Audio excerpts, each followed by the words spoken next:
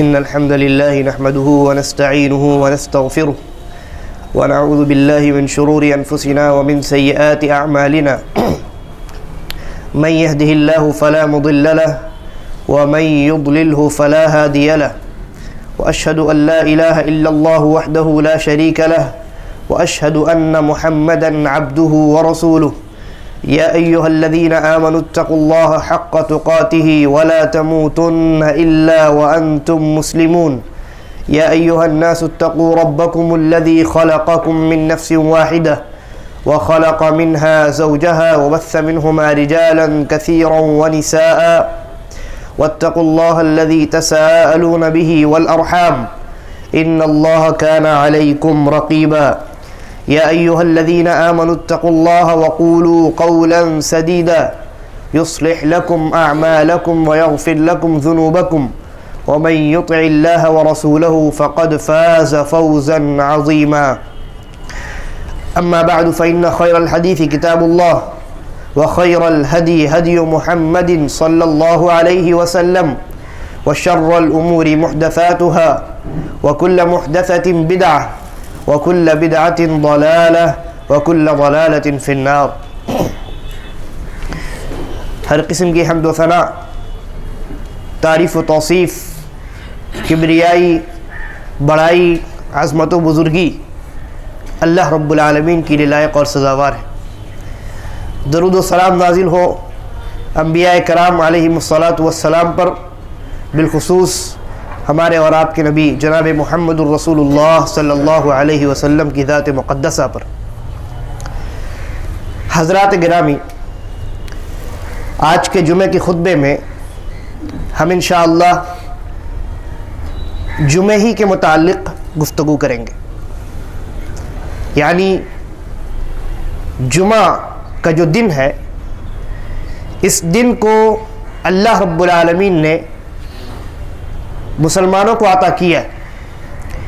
لہذا اس دن کون سے ایسے کام ہیں جن کو کرنا چاہیے، جن کو کرنے کا اللہ رب العالمین نے حکم دیا ہے، اور کون سے ایسے کام ہیں جن سے بچنا چاہیے اور اس سے رکنے کا شریعت نے ہمیں اور آپ کو حکم دیا ہے.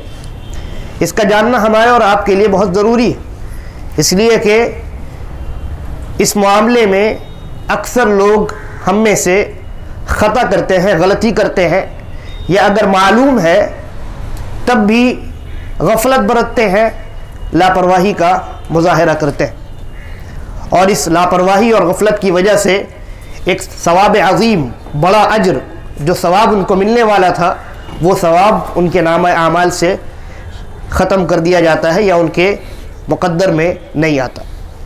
اس لیے ضروری ہے کہ جمعہ کے دن کے تعلق سے شریعت نے کیا تعلیمات ہمارے اور آپ کے سامنے پیش کی ہیں، ان کو ہم سنیں، سمجھیں اور اس پر عمل کرنے کی کوشش کریں. ایک بہت جامع حدیث ہے جس میں نبی اکرم صلی اللہ علیہ وسلم نے بہت ساری چیزوں کو بیان کر دیا ہے. اس کے علاوہ اور بھی چیزیں ہیں، لیکن اس حدیث میں کئی چیزوں کا بیان ہے. حدیث دیکھیے، نبی اکرم جناب محمد الرسول اللہ صلی اللہ علیہ وسلم ارشاد فرماتے ہیں، صحیح بخاری کی روایت ہے کہ لا یغتسل رجل یوم الجمعہ، جب کوئی بندہ جمعہ کے دن غسل کرتا ہے، تو پہلی بات معلوم ہوئی کہ انسان کو، مسلمان کو جمعہ کے دن غسل کرنا چاہیے، اور غسل یہ نماز سے پہلے ہونا چاہیے، نماز کے بعد غسل کا کوئی معنی اور کوئی مطلب نہیں.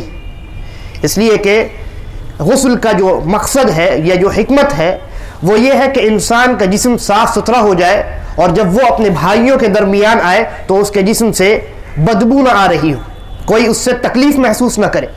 اس لیے نہانے کا، غسل کرنے کا جو معاملہ ہے وہ کب ہونا چاہیے؟ وہ جمعہ کی نماز سے پہلے ہونا چاہیے. پہلی بات. غسل کرنے کے متعلق دوسری بات یہ ہے کہ افضل اور بہتر یہ ہے کہ انسان جمعہ کے دن ویسا ہی غسل کرے جیسا غسل وہ جنابت کے وقت کرتا ہے. حدیث کے بعض روایات کے اندر الفاظ موجود ہے کہ من غسل یوم الجمعہ غسل الجنابہ، کہ جس نے جمعہ کے دن غسل جنابت والا غسل کیا. اس غسل میں کیا ہوتا ہے؟ انسان پہلے اپنے شرمگاہ کو دھوتا ہے، اور پھر اس کے بعد مکمل وضو کرتا ہے اور پھر سب سے پہلے اپنے سر میں پانی ڈالتا ہے, سر کے بال کے جڑوں میں پانی کو داخل کرتا ہے, پھر اس کے بعد پورے جسم کو دھوتا ہے. یہ غسل جنابت کا مختصر طریقہ ہے. تو اس طریقے پر اگر آپ جمعہ کے دن غسل کرتے ہیں تو یہ سب سے افضل غسل ہے اور اس غسل کا ثواب زیادہ ہے. لہذا غسل اس کے علاوہ بھی کیا جا سکتا ہے, یعنی کوئی انسان اپنے جسم کو پانی سے دھو لے, اس کو بھی غسل کہتے ہیں, اور یہ جمعہ کے دن اگر کوئی ایسا کرتا ہے تو جائز ہے. لیکن بہتر کیا ہے کہ آپ غسل جنابت والا غسل کریں. تو غسل کے تعلق سے یہ دو بات. تیسری بات غسل کے تعلق سے یہ ہے کہ یہ جو غسل ہے یہ نبی اکرم صلی اللہ علیہ وسلم کی سنت ہے, اور یہ سنت مؤکدہ ہے. سنت کیا مؤکدہ, یعنی ایسی سنت جسے نبی اکرم صلی اللہ علیہ وسلم نے خود انجام دیا اور اس کی تاکید صحابہ کرام کو فرمائی. چنانچہ آپ نے تاکید کیسے فرمائی؟ کسی روایت کے اندر موجود ہے نبی اکرم صلی اللہ علیہ وسلم کا فرمان کہ ہر بالغ انسان کے اوپر جمعہ کا غسل ضروری ہے. یا کسی دوسری روایت کے اندر اللہ کے نبی صلی اللہ علیہ وسلم نے اس طریقے سے تاکید فرمائی کہ تم میں سے جب کوئی انسان جمعہ کے دن مسجد جانے کا ارادہ کرے تو ایسی صورت میں وہ غسل کر لیا کرے. تو بہرحال نبی اکرم صلی اللہ علیہ وسلم کی یہ سنت ہے, اور یہ سنت مؤکدہ ہے, بہت تاکید والی سنت ہے. بغیر کسی عذر کے انسان جمعہ کے دن غسل کرنا ترک نہ کرے. سستی اور کاہلی کی وجہ سے بہت سارے ہمارے بھائی بہت لیٹ سے اٹھتے ہیں. جمعہ کی نماز 12 بجے شروع ہو رہی ہے, خطبہ شروع ہو رہا ہے 12 بجے, ان کی آنکھ کھلتی ہے 11:55 پر, اور ایسی صورت میں وہ جلدی جلدی مسجد آ جاتے ہیں. لہذا جمعہ کے دن سویرے اٹھنا چاہیے بالخصوص, اور غسل کرنا چاہیے. اس کے علاوہ اور بھی بہت سارے کام ہیں. تو غسل کرنا یہ سنت مؤکدہ ہے, تاکیدی سنت ہے. ہاں اگر کسی انسان نے نہیں کیا غسل تو ایسا نہیں ہے کہ وہ گنہگار ہوگا, لیکن اس کی قسمت سے ایک بہت بڑا ثواب ختم کر دیا جائے گا, یا وہ محروم قرار پائے گا اس ثواب سے. تو غسل کے تعلق سے یہ باتیں. اس کے بعد نبی اکرم صلی اللہ علیہ وسلم نے اس حدیث میں ارشاد فرمایا کہ وَيَتَطَهَّرُ مِن طُهْرٍ وَيَتَطَهَّرُ مَا اسْتَطَاعَ مِن طُهْرٍ.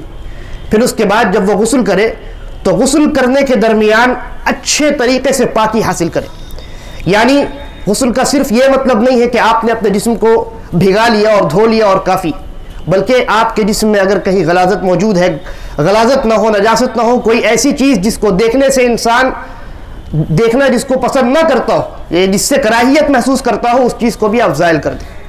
مثال کے طور پہ انسان کے ناخن ہیں, ناخن جب بڑے ہو جاتے ہیں تو ان ناخنوں کے اندر گندگی جم جاتی ہے. گرچہ وہ گندگی ناپاک نہیں ہوتی, لیکن آپ اس سے کراہیت محسوس کرتے ہیں, یقینی طور پہ کرتے ہیں. اسی طریقے پر اور بھی چیزیں. تو انسان کو جمعہ کے دن چاہیے کہ وہ اپنے جسم کو پاک صاف کر لے, اور جتنا ہو سکے وہ پاکی میں اتنا زیادہ اہتمام کرے. صرف پانی کا استعمال یہ کافی نہیں ہے, بلکہ اس کے علاوہ جسم میں اور دیگر جو چیزیں ہیں, جیسا کہ میں نے ناخن کی مثال پیش کی ہے, اس کے علاوہ اگر انسان کے بال جو بغل کے ہوتے ہیں, مرد اور عورتیں جو ہوتی ہیں, تو ان بالوں کو وہ صاف کرے, یہ بھی اس کے لیے بہتر ہے. تو یہ بطور مثال میں نے دو چیزیں بیان کی. اس کے بعد نبی اکرم صلی اللہ علیہ وسلم نے ارشاد فرمایا کہ وَيَدَّهِنُ مِن دُهْنِهِ أَوْ يَمَسُّ مِن طِيبِ بَيْتِهِ. اب وہ پاک صاف ہو چکا ہے, اس کا جسم اب پاک صاف ہو چکا ہے. اب اس کے بعد اس جسم کو مزین کرنا ہے, اس جسم کو مزین کرنا ہے. چنانچہ نبی اکرم صلی اللہ علیہ وسلم نے ارشاد فرمایا کہ وہ اپنے گھر میں اس کا جو بہترین تیل موجود ہے, یا تو اس تیل کا استعمال کر لے, تیل میں بھی خوشبو ہوتی ہے, تو یا تو وہ تیل کا استعمال کر لے, یا اس کے گھر میں جو بہترین خوشبو موجود ہے وہ اس خوشبو کا استعمال کر لے, تاکہ بعد میں اگر انسان کے جسم سے اگر پسینے وغیرہ کی وجہ سے اگر بدبو نکلے بھی تو اس خوشبو کی وجہ سے وہ بدبو دب جائے اور کسی کو کراہیت محسوس نہ ہو, کسی کو تکلیف نہ ہو. لہذا پہلے آپ نے اپنے جسم کو صاف کر لیا, پاک کر لیا, آپ نے غسل کر لیا, نہا لیا, پاکی اور صفائی اختیار کر لی. اس کے بعد آپ نے تیل یا خوشبو کا استعمال کر لیا. اور دوسری روایات کے اندر اس کے بعد کا جو مرحلہ ہے اس میں نبی اکرم صلی اللہ علیہ وسلم نے بعض صحابہ کو یہ اجازت دی کہ اگر وہ اپنے معمول کے جو کپڑے ہوتے ہیں ان کپڑوں کے علاوہ اگر کوئی دوسرا کپڑا کوئی خرید لے یا اپنے لیے خاص کر لے کہ میں اس کپڑے کو جمعہ کے دن پہنوں گا، تو اس میں بھی کوئی قباحت نہیں۔ اس زمانے میں کپڑے بہت کم ہوا کرتے تھے، کسی صحابی کے پاس صرف ایک کپڑا ہوتا تھا اور اسی ایک کپڑے کو وہ زندگی بھر پہنتے تھے، دھو کر کے سکھا کر کے پھر اسی کو پہنتے تھے۔ تو اللہ کے نبی صلی اللہ علیہ وسلم نے کہا کہ اگر کوئی اس کے علاوہ 2 کپڑے مزید رکھ لے جمعہ کے دن استعمال کرنے کے لیے تو اس میں کوئی قباحت نہیں ہے، بلکہ یہ اچھی بات ہے۔ لہذا معلوم یہ ہوا کہ جمعہ کے دن آپ اپنے جسم کو پاک صاف کرنے کے بعد اچھا کپڑا پہنے، ایسا کپڑا جس سے معلوم ہو کہ آپ نے اہتمام کیا ہے۔ زرق برق مراد نہیں، بہت زیادہ زیب و زینت مراد نہیں، فضول خرچی مراد نہیں، بلکہ صاف ستھرا کپڑا ہونا چاہیے۔ آپ نے 3-4 دن پہلے جو کپڑا پہنا ہوا تھا اسی کپڑے کو آپ جمعہ کے دن پہن کر کے آ جائیں، یہ مناسب نہیں، لہذا اچھا کپڑا پہنے۔ اس کے بعد نبی اکرم صلی اللہ علیہ وسلم نے کہا کہ ثم یخرج، پھر اس کے بعد وہ انسان مسجد سے نکلے، فلا یفرق بین اثنین، جب وہ مسجد تشریف لائے تو 2 بھائیوں کے درمیان تفرقہ نہ ڈالے۔ کیا مطلب ہوا؟ یعنی 2 لوگ بیٹھے ہوئے ہیں، ان دونوں کو ہٹا کر کے آگے جانے کی کوشش نہ کرے، گردنیں نہ پھلانگے، اور ثم یصلی ما کتب لہ، ایسا نہ کرے اور پھر اس کے بعد وہ نماز کے لیے کھڑا ہو جائے اور جب تک امام منبر پر نہ بیٹھے وہ نفل پر نفل پڑھتا چلا جائے۔ اور ظاہر سی بات ہے امام کے خطبہ کو دینے کے لیے منبر پر آنے سے پہلے جتنا وقت ہے اس وقت میں انسان فارغ ہوتا ہے، لہذا اس وقت کو اگر صحیح چیز میں استعمال کیا جائے، اللہ کی رضا کو حاصل کرنے میں استعمال کیا جائے، تو ایسی صورت میں اس انسان کی زندگی بھی بہتر اور آخرت بھی سنور رہی۔ لہذا نبی اکرم صلی اللہ علیہ وسلم نے ارشاد فرمایا کہ پھر اس کے بعد امام کے ممبر پر بیٹھنے سے یا بات گفتگو شروع کرنے سے، خطبہ شروع کرنے سے پہلے تک وہ انسان نفل نمازوں میں مشغول رہے، جتنا اللہ نے اس کی تقدیر میں لکھا ہے وہ اتنا پڑھے گا، اور جب امام گفتگو کرے تو وہ خاموشی اختیار کرے۔ جب امام گفتگو کرے تو وہ انسان خاموش ہو جائے اور خاموشی کے ساتھ امام کے خطبے کو سنے۔ یہ جتنے کام میں نے گنائے، ان کاموں کو جن لوگوں نے کیا یا جو کرے گا، جو انجام دے گا، جو ان امور کا، ان اعمال کا اہتمام کرے گا، نبی اکرم صلی اللہ علیہ وسلم نے ارشاد فرمایا الا غفر له ما بینه وبین الجمعۃ الاخرى، جو ان امور کو، ان اعمال کو انجام دے گا، اللہ تبارک و تعالی اس جمعہ اور اس کے بعد آنے والا جو جمعہ ہے، ان دونوں جمعوں کے درمیان جتنی گناہیں اس انسان سے سرزد ہوں گی، اللہ تبارک و تعالی ان تمام گناہوں کو معاف کر دے گا۔ اور یہاں صغیرہ گناہ مراد ہے، اس لیے کہ کبیرہ گناہ کے لیے اصل یہ ہے کہ انسان توبہ کرے۔ جو بڑے بڑے گناہ ہوتے ہیں ان کے لیے توبہ ضروری ہے، یہاں صغیرہ گناہ مراد ہے۔ لیکن کیا صغیرہ گناہ بھی ہمارے کم ہے؟ ہرگز نہیں۔ تو یہ فضیلت اس انسان کے لیے ہے جو ان اعمال کو انجام دے اور یہ اہتمام کرے۔ اس کے علاوہ اور بھی دوسری چیزیں ہیں، سنت یا آداب آپ کہہ سکتے ہیں جمعہ کی، جن کو نبی اکرم صلی اللہ علیہ وسلم نے دوسری احادیث میں بیان کیا اور علماء نے اس کو ترتیب کے ساتھ لکھا ہے۔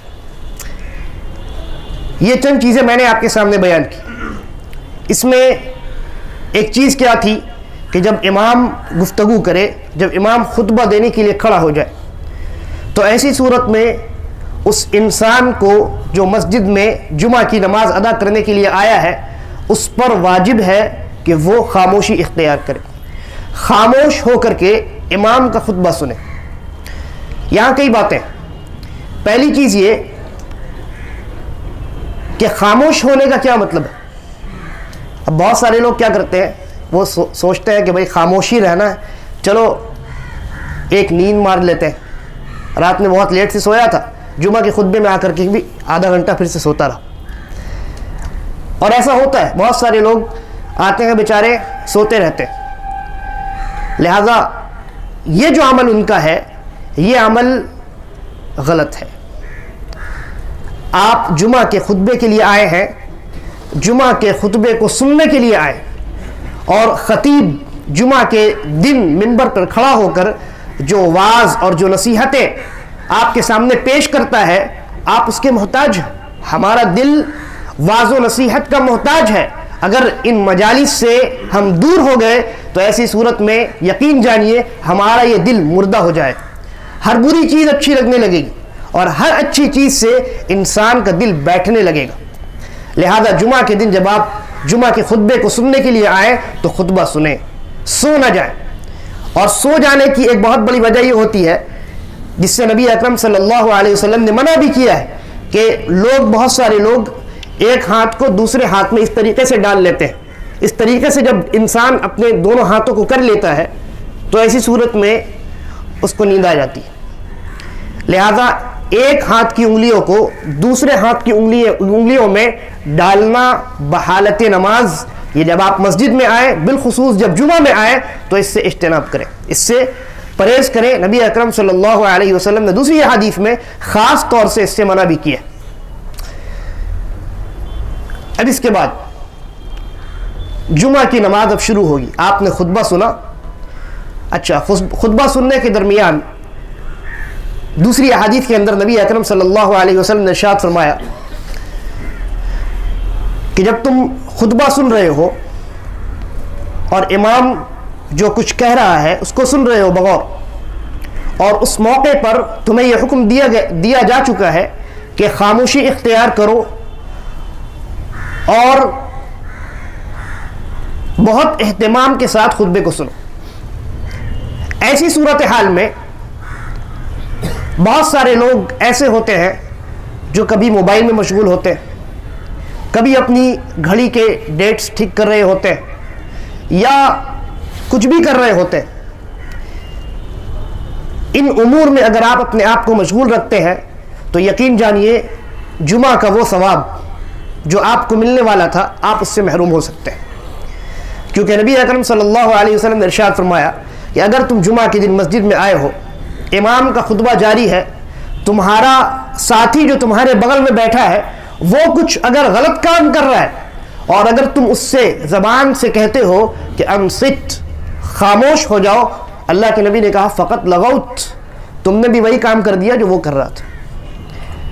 لہذا جمعہ کے دن جب آپ خطبہ میں بیٹھیں اور خطیب جو بیان کر رہا ہو اس کو سنیں تو صرف سنیں, دوسرا کوئی کام آپ کو نہیں کرنا ہے. اگر آپ ایسا کریں گے تو ایسی صورت میں آپ کے ثواب میں کٹوتی کر لی جائے گی. اب اس کے بعد جمعہ کی نماز کا معاملہ ہے. جمعہ کی نماز 2 رکعت ہے, ہم اور آپ سب جانتے ہیں, اور مسنون یہ ہے, نبی اکرم صلی اللہ علیہ وسلم کی سنت یہ ہے کہ پہلی رکعت میں امام سورۃ الاعلیٰ پڑھے اور دوسری رکعت میں سورۃ الغاشیہ پڑھے, یا پہلی رکعت میں سورۃ الجمعہ پڑھے یا اور دوسری رکعت میں سورۃ المنافقون پڑھے. یہ نبی اکرم صلی اللہ علیہ وسلم کی سنت ہے. لیکن اگر امام کوئی دوسری سورت پڑھے تو کوئی حرج نہیں ہے, جائز, لیکن بہتر اور سنت یہ ہے کہ انہی صورتوں کا اہتمام کریں. اب اس کے بعد جمعہ کے بعد کی سنتوں کا مسئلہ ہے. جیسا کہ ابھی بیان ہوا, جمعہ سے پہلے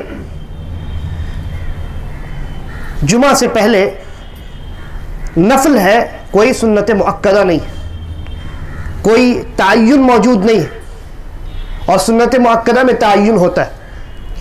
جمعہ سے پہلے نبی اکرم صلی اللہ علیہ وسلم نے کہا کہ جب تک امام منبر پر نہ آ جائے, وہ انسان جو جمعہ پڑھنے کے لیے آئے وہ جتنی چاہے نفل پڑھ سکتا ہے, اس کی کوئی قید نہیں ہے.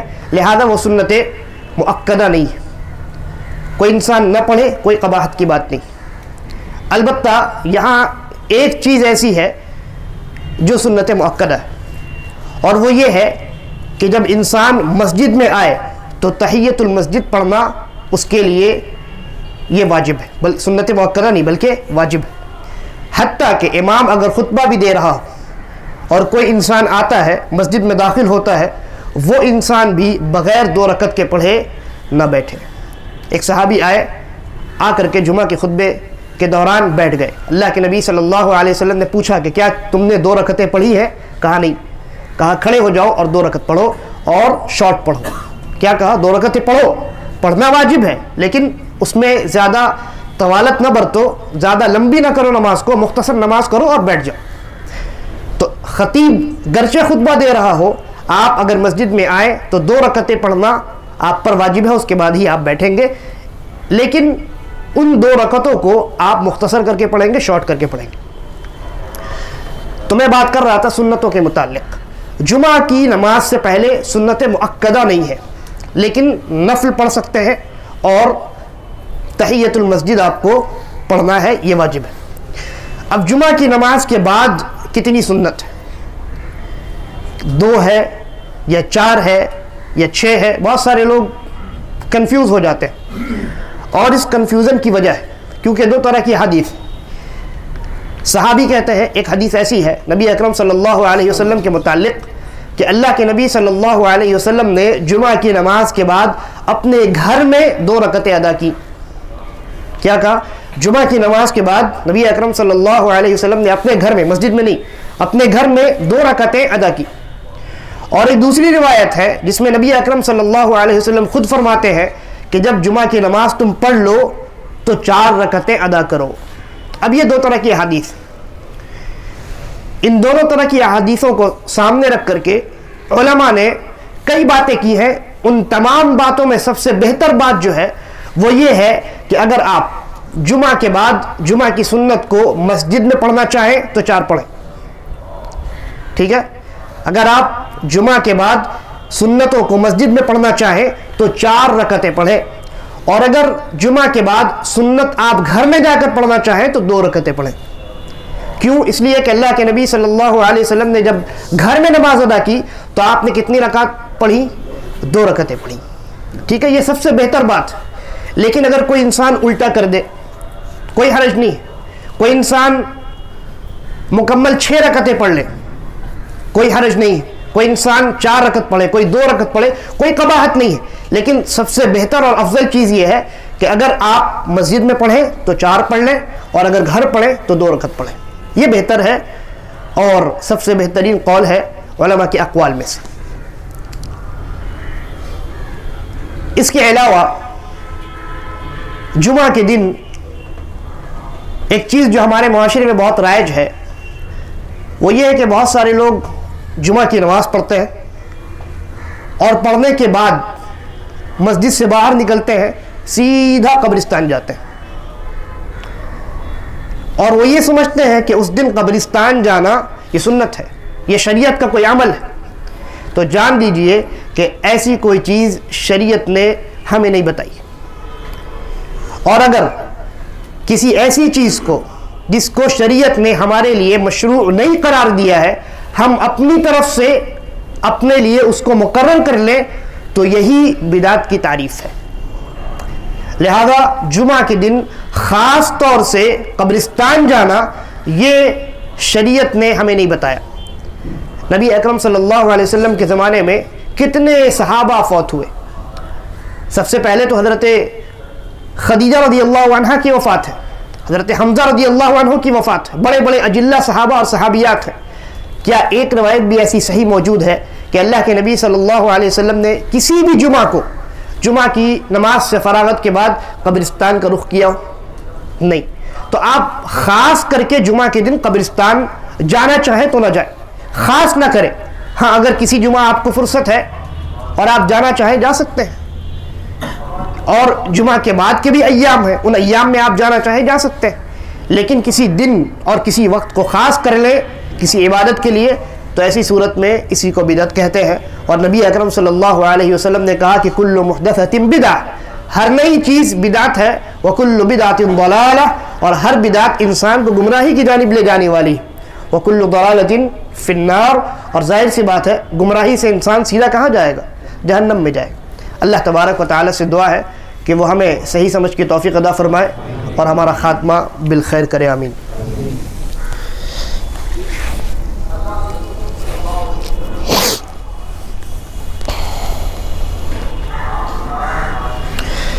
ان الحمد لله نحمده ونستعينه ونستغفره ونعوذ بالله من شرور انفسنا ومن سيئات اعمالنا من يهده الله فلا مضل له ومن يضلله فلا هادي له واشهد ان لا اله الا الله وحده لا شريك له واشهد ان محمدا عبده ورسوله۔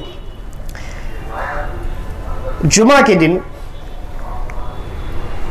جہاں جمعہ کی نماز ہوتی ہے وہاں بہت سارے فرشتے موجود ہوتے ہیں، اور ان فرشتوں کا کام یہ ہوتا ہے کہ وہ آنے والے لوگوں کا نام درج کرتے جائیں۔ چنانچہ نبی اکرم صلی اللہ علیہ وسلم نے ارشاد فرمایا کہ وہ انسان جو پہلی ساعت میں، پہلی گھڑی میں، یعنی ایک دم سویرے سب سے پہلے مسجد میں آتا ہے، اس انسان کو مکمل ایک اونٹ صدقہ کرنے کا ثواب ملتا ہے۔ پھر وہ انسان جو اس گھڑی کے بعد دوسری گھڑی میں آتا ہے، اس انسان کو ایک گائے ذبح کر کے صدقہ کرنے کا ثواب ملتا ہے۔ پھر اس کے بعد جو تیسری گھڑی میں آتا ہے، اس انسان کو ایک دمبا، سینگ والا دمبا، یعنی خوبصورت سا دمبا صدقہ کرنے کا ثواب ملتا ہے۔ پھر اس کے بعد جو چوتھی گھڑی میں آتا ہے، اس انسان کو ایک مرغی ذبح کر کے صدقہ کرنے کا ثواب ملتا ہے۔ اور پھر اس کے بعد جو پانچویں گھڑی میں آتا ہے، اور یہ پانچویں گھڑی ٹھیک خطبے سے تھوڑے دیر پہلے کا وقت ہے، تو اس وقت جو آتا ہے اس انسان کو ایک انڈا صدقہ کرنے کا ثواب ملتا ہے۔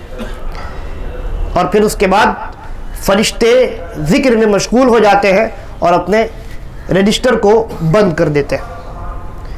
اب اس کے بعد جو انسان آتا ہے، اس انسان کو ان اجر میں سے یا ان ثواب میں سے کوئی ثواب بھی نہیں ملتا، گرچہ وہ انسان جمعہ کا ثواب پالے، لیکن یہ جو ایکسٹرا ثواب آپ کو اللہ رب العالمین کی جانب سے دیا جا رہا تھا، یہ ثواب نہیں ملے گا۔ لہذا اس حدیث سے جو بات معلوم ہوئی وہ یہ کہ انسان کو جمعہ کے دن سویرے آنے کی کوشش کرنی چاہیے۔ اب اگر آپ کہیں کہ مسجد تو بند رہتی ہے، مسجد نماز سے آدھا گھنٹہ پہلے کھلتی ہے، کوئی حرج نہیں، آپ دل میں یہ ارادہ کریں کہ میں مسجد جاؤں گا اور جا کر کے اللہ کے ذکر میں مشغول رہوں گا۔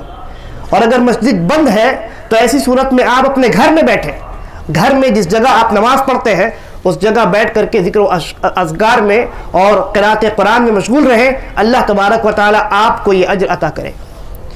اس لیے کہ یہ اصول ہے شریعت کا کہ اگر کوئی انسان کسی عمل کو انجام دینے سے کسی دوسری شرعی وجہ سے عاجز ہو جائے تو ایسی صورت میں اللہ تبارک و تعالی اس کو اس چیز کا اجر عطا کرتا ہے۔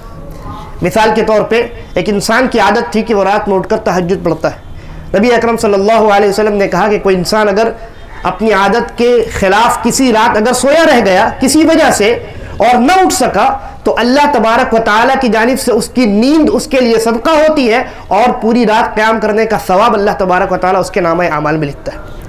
لہذا اگر آپ وہ ثواب حاصل کرنا چاہتے ہیں جس کا ابھی جمعہ کے متعلق بیان ہوا، تو جمعہ کے دن سویرے مسجد آنے کی کوشش کریں، اور اگر مسجد کا دروازہ بند رہتا ہے تو گھر میں نیت کریں، اور گھر میں جہاں آپ نماز پڑھتے ہیں وہاں ذکر و اذکار میں مشغول رہیں، قرأت قرآن میں مشغول رہیں، سورۃ الکہف کی تلاوت کریں، اللہ رب العالمین سے دعائیں کرتے رہیں، آپ کو انشاءاللہ وہ ثواب اللہ رب العالمین عطا کرے گا۔ اسی طریقے پر جمعہ کے دن دعائیں بہت قبول ہوتی ہیں، اور دو اوقات ایسے ہیں بالخصوص جن میں خاص طور سے دعائیں قبول ہوتی۔